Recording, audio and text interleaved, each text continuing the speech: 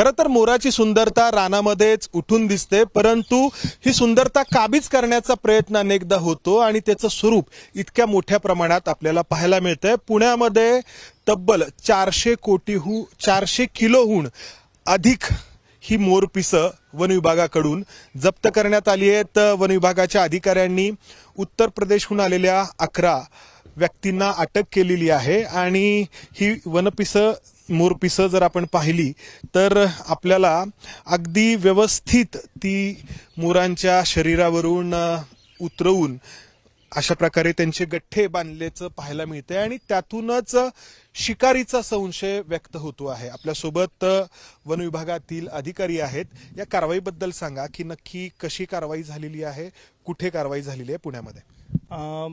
पुण्यामध्ये गुप्त माहितीनुसार आम्हाला माहिती मिळाली होती की मोरपिसांची मोठ्या प्रमाणावर विक्री करण्यात येणार आहे आणि करणं चालू झालेलं आहे।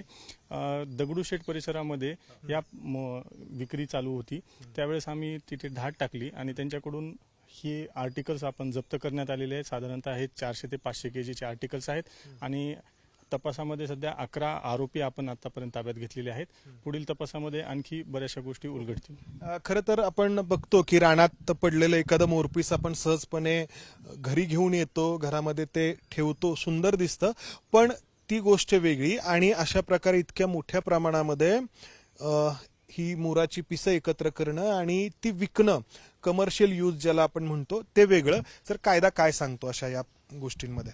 वन्यजीव संरक्षण अधिनियम म्हणजेच वाईल्ड लाईफ प्रोटेक्शन ऍक्ट 1972 नुसार हंटिंग म्हणजे शिकार आणि ट्रॉफीज बनवणं याला देखील बंदी आहे। तर नागरिकांना आव्हान आहे की ह्या गोष्टी बऱ्याच वेळा अंधश्रद्धा किंवा घरामध्ये एक शोभेच्या वस्तू म्हणून आपण घेतो, परंतु त्याच्यामध्ये कित्येक वन्यजीवांची कत्तल होते आणि अप्रत्यक्षरित्या एक निसर्गाची सायकल पण इम्बॅलन्स होते।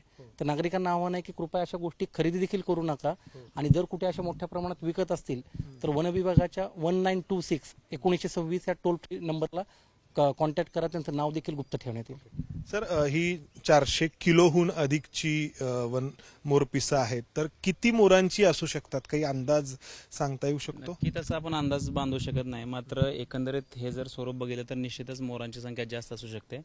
आणि जो हा ट्रेंड कॉमन पीपलमध्ये दिसतो की शोभेसाठी किंवा अंधश्रद्धेसाठी अशा वस्तू वापरणं आणि एकाच वेळेस जर एवढ्या वस्तू बाहेरून आल्या असतील तर निश्चितपणे त्यामागे शिकार असण्याची शक्यता जास्त आहे।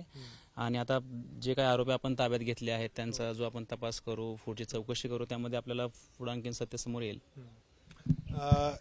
नक्की कोणत्या कारणासाठी ही मोरपिसं वापरली जातात असं आपल्याला आढळतं? विशेषतः याचं जर सौंदर्य जर बघितलं तर ती शोभेसाठी घरात वापरली जातात। अंधश्रद्धेपोटी देखील काही लोक याचा वापर करताना दिसून आलेले आहेत। तर आपण पाहिलं तर ह्या अशा स्वरूपाच्या बॅग्स आहेत, या बॅग्स मधून उत्तर प्रदेशातून ही मोरपिसं पुण्यात आणली गेली होती।